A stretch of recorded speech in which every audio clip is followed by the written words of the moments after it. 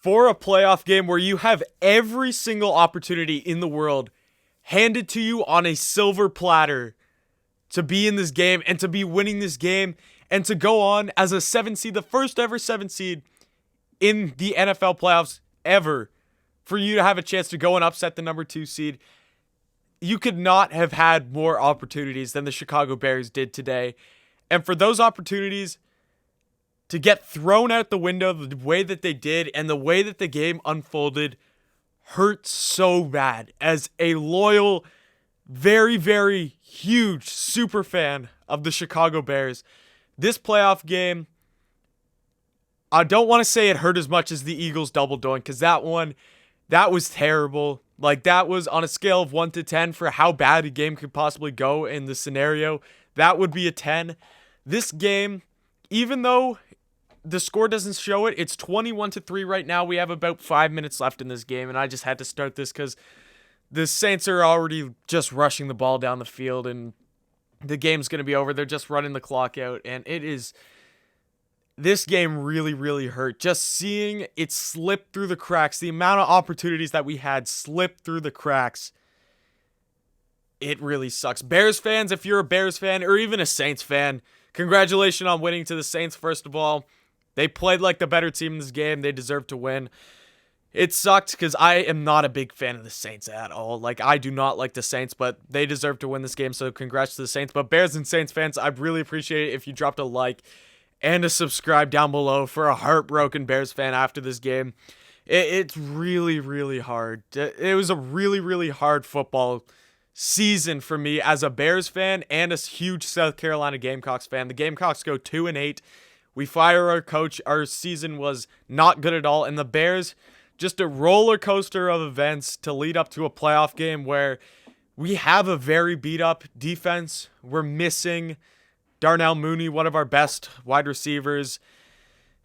Man, it was just a hard game. Like, it's to have the words and everything to come out in this post game and talk about it. It's really, really tough because I'm in a state of shock, like, as most of the games go on, but like, those are just regular season games. For it to be in the playoffs and for everything to unfold and you just watch something you care about so much lose in that fashion is just not good. The Saints are in the red zone now. The score's 21-3, 4 minutes left in this game. I want to start off with the beginning of this game. Obviously, the first big red flag that comes to mind, or the first big missed opportunity that comes to mind, a Javon Wims, you have the double reverse or whatever, back to Mitch Trubisky, wide open, goes through your hands. I do not ever want to see Javon Wims play against the New Orleans Saints, no matter what team it is. As long as the New Orleans Saints are on the football field, even if he's on the Saints, I do not want to see him on the football field. The last 2 games, first of all, that drop touchdown pass, the first game of the season against the Saints, if you remember that, a game-killing drive, in a drive where if we score a touchdown on that drive or a field goal, we go and win that game because that game went into overtime. A game-killing drive because he decided to go up to Gardner Johnson and punch him in the face. Yes, he was doing stuff. He ripped off someone's chain. I can't remember who it was. I think it was Miller's chain in that first game. He was just getting revenge, but absolute drive killer there that could have cost us that game. And then you go into this one, just a drop right through the hands, and that could have shaped up the way that this game was going. Like, we would have been winning going into halftime. I'm pretty sure, yeah, it was only a 7-3 game going into halftime. We would have been winning at halftime. We got the ball back to start off the half. Oh my gosh, guys. Like, that was the first mistake. I never want to see Deontay Harris on a third down again. The fact that guy was wide open every single, and I get it. You have Michael Thomas on the other side of the ball, and you have a very beat-up secondary. You're missing Jalen Johnson. You're missing Roquan Smith. You're missing all these guys who are key. Houston Karsten goes down in the game. You're missing all these guys in the game who are key to your defense in total. You have Michael Thomas out there. I know he's going to draw a lot of attention, but for that guy, the same guy, it had to have been. He had 7 receptions in this game. At least 5 of those had to be for first downs. The amount of times I watch Deontay Harris go beyond the sticks and just do some little curl route or whatever, and be wide open there is just absolutely mind-boggling for a Bears fan. Kamara only rushed for 93 yards. We didn't let him have some Christmas Day performance that he's had before where he puts up 6 touchdowns or whatever. I'd say we limited him pretty well, and half of those rushing yards I'd say came in this last drive that I'm just watching now on the TV where the Saints are just rushing all over us, and it's not really even a fair game or whatever. It's just the game's over. The season's over. We've accepted defeat, blah, blah, blah.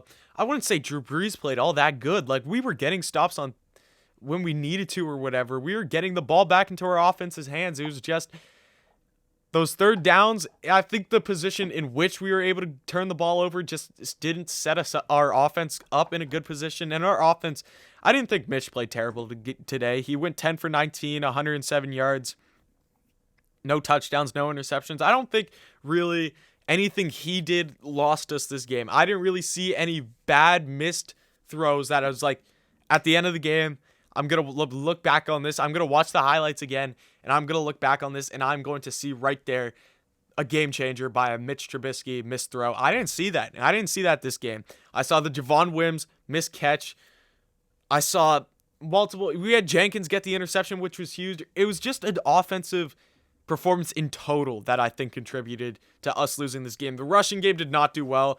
Montgomery only rushed for 31 yards, and we only had 41 yards total on the ground. Our receiving just did not. You really see Darnell Mooney. You never know what you got until it's gone. Like that quote right there really sticks to this game because with the defensive side of the ball, the presence of Roquan Smith that we didn't have in this game just really, really hurt as the Bears jump offside another time on a third down. That's another one right there. Eddie Jackson jumping offsides on a 4th down and 4 with the Saints in the red zone. Absolute killer. That was when I lost all emotion in this game. That's when I just I didn't like scream at the TV or anything. I just closed my eyes, took a deep breath, and accepted the fate that this Bears season was over. That was a killer, and then I'm pretty sure they score whatever on the next. I remember Khalil Mack getting a sack after that, but then, of course, that's taken back because of a hold or something. He's another key in this game. He barely got any pressure on that quarterback. Like, we needed him to be so much more involved. We needed him to pick up sacks, get into the backfield, get pressure on Brees, just make him force the bad throws, and we just did not get that. Credit to this New Orleans Saints offensive line because they did really, really well today on Khalil Mack. So I got to give credit where credit is due. The receiving core, Allen Robinson only went 3 for 38. He had 2 nice catches on one drive that I remember we were marching downfield. I can't remember what happened on that drive, but we didn't score, obviously, because we haven't scored since the second quarter. He's one of the key players on our team, and you just see with Darnell Mooney, the speed that he has draws more attention away from Allen Robinson. And when you have Mooney out, and then would you have Anthony Miller get kicked out of the game he gets ejected for unsportsmanlike conduct? I didn't even really see what he did wrong there. Like, I just should have thought it should have been offsetting or whatever, have both guys get a warning, go on with it. I don't know why Miller got ejected there, but Kmet went 3 for 16. Wims went 1 for 28. Obviously, had the nice catch on the sideline, but still, the drop ball in the end zone. Oh my gosh. I remember how I felt after that. It was the worst feeling in the world. I don't even want to think about that anymore. Let's move on. Let's move on from that. Of course, John Jenkins had the big interception there. The one by Duke Shelley, that call, oh my gosh. The ball, the fact that the tip of the ball hit the ground, the fact that replay is slowing it down to the near increments of time where it's like literally if I move my hand this much, you will see my hand progressively moving for like 10 minutes. That's literally how slow the replay is going down. And the fact that the tip of the ball touches the ground and they rule that it moved up near millimeters from the ground. Oh my gosh, that would have been a huge turning point if we're able to get that. I'm pretty sure we stopped that on that drive, but Shealy had a really, really good return after that. So that would have set up our offense in a good position. Thinking about some more game-costing plays. Obviously, that offside about Eddie Jackson. I've already talked about. There was a lot in this game. I'm definitely missing some. So let me know in the comments which one I'm missing, because I can tell you that there's definitely, I've talked about the Harris on third downs. I've talked about the Javon Wims missed catch in the end zone. I've talked about the Eddie Jackson jumping offside. I've talked about whatever. As Kamara, does he get stopped in this game's not over. We're almost at the 2-minute warning, and the Saints get stuffed on 3rd and goal. Bilal Nichols seems like he gets in there, but this game's over. I just had to get all my thoughts and opinions out in this post-game show now before, because I just want to, when I'm in the moment, this is when I need to film and everything, because this is when I can be the most entertaining, and this is when my mind is the most fresh and I know everything I'm talking about. So let's go on some of the team stats from this game. First downs, of course, the big one right there. 6 first downs for the Bears, 27 for the Saints. Right there, game over. Third down efficiency, 0-9 for the Bears, 11-16 for the Saints. Game right there. Fourth down efficiency, 0-1 for the Bears. Total yards, 385 for the Saints, 140 for the Bears. Game. Yards per play, 5.2 for the Saints, 3.7 for the Bears, which actually isn't a terrible comparison. But passing yards, 262 for the Saints and 99 for the Bears. Game. Rushing, 123 for the Saints. Bears only 41. Game. Red zone attempts, 3 for 3 for the Saints, 0-1 for the Bears. Game. Penalties, 9 for 50, 4 for 20 for the Saints. Game. Turnovers. The Bears did win the turnover battle. That was it. And then the rest is history. The Saints just scored. I didn't even see who scored because I was too busy with my head buried in these team stats. Looked like Drew Brees' 1-yard run. His career lives on for another game or so, depending on what the Saints do in this playoffs. The Saints will go on to take on they're going to play the Buccaneers, so we're going to get the 3rd edition of that game coming up next weekend. This should be a good one. And then we're going to have Rams and Packers. This season, man, there's going to have to be some moves made in the offseason. We're going to have to do something in the draft. I don't think Mitch is coming back. I saw a statement before this game that unless Mitch takes us up on some really deep playoff run, which obviously is not going to happen, his career as a Chicago Bear is over. He's going to be a decent backup for someone in the NFL. I believe that. From what he's shown, he's able to lead a team through spurts. Obviously not a consistent level, but if your QB gets injured for a game or two, Mitch Trubisky is a pretty good guy to have in there. I'm not saying that he's NFL starter quality or caliber, but he's going to be a decent backup somewhere.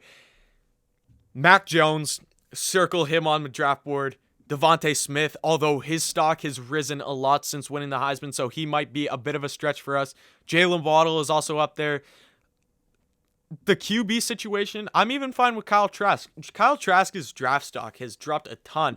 I'm fine, grab him 2nd round. There's a ton of quarterbacks in this draft because you have Lawrence going first, then you're going to have Fields, then you're going to have Zach Wilson, you're going to have Trey Lance, you're going to have Mac Jones, you have Kyle Trask, you have Brock Purdy. The list goes on and on and on. You have Jamie Newman. You have all these guys in the draft this year that you can grab. There's going to be tons. I want to grab Mac Jones. Obviously, Lawrence or Fields is a stretch. We're not going to get them unless we trade up, which I do not see happening. Mac Jones, Kyle Trask, Zach Wilson, I think that's a bit of a reach. I would like to see Trey Lance. If all those other plays get taken off the board, I would take Trey Lance, but other than that, go for a wide receiver. I'd love to see one of the Alabama boys, either Smith or we get Waddle on our team. Other than that, all offensive line.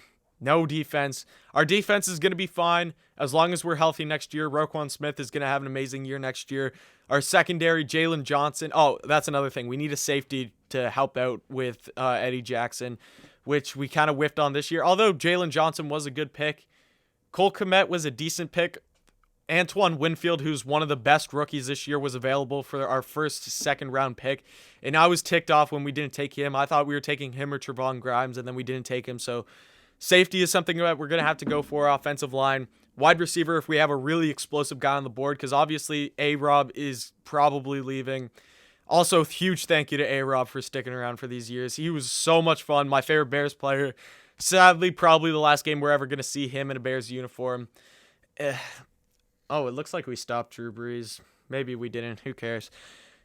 A-Rob, thank you. We're going to have to go for a wide receiver and quarterback. We're going to have to figure out this quarterback situation. Maybe we trade for someone. I've heard rumors of trading for Sam Darnold. I've heard rumors of trading for Matt Stafford, all these different guys. But I think that we hit the draft and we got to draft a QB somewhere in that first round. So that's just my opinion.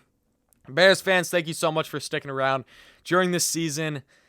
It was a really, really rough season, up and downs, but you guys, we're the most loyal fan base in the NFL, no question about it. The heartbreak that we've had to go through the last couple of years, the down years and everything has been really tough, but we have stayed strong through it, and that's what we're going to do continuing in the next season. Bear down, as always. It's always going to be, oh, the call just got overturned. Hey, 21-3. Saints, we stopped them on 4th down, and now the Bears have the ball on about the 1 yard line to go for one last drive in this game, but tough season. I don't know what happens to Matt Nagy, Bill Lazor, I don't know. Chuck Pagano, I don't know. After a very weak defensive performance in the last half of this season, not good at all. But Gardner Johnson's dancing on the screen. I can't stand him on the Saints. Can't stand Anzalone. I can't stand Michael Thomas. That's game. That's the season. Bears fans, I'm going to be doing some draft analysis and everything, so if you want to stick around, feel free to do that for more Bears content. But thank you so much for watching this video, guys. Hit the like button down below, subscribe. Thank you for watching, and come back next time.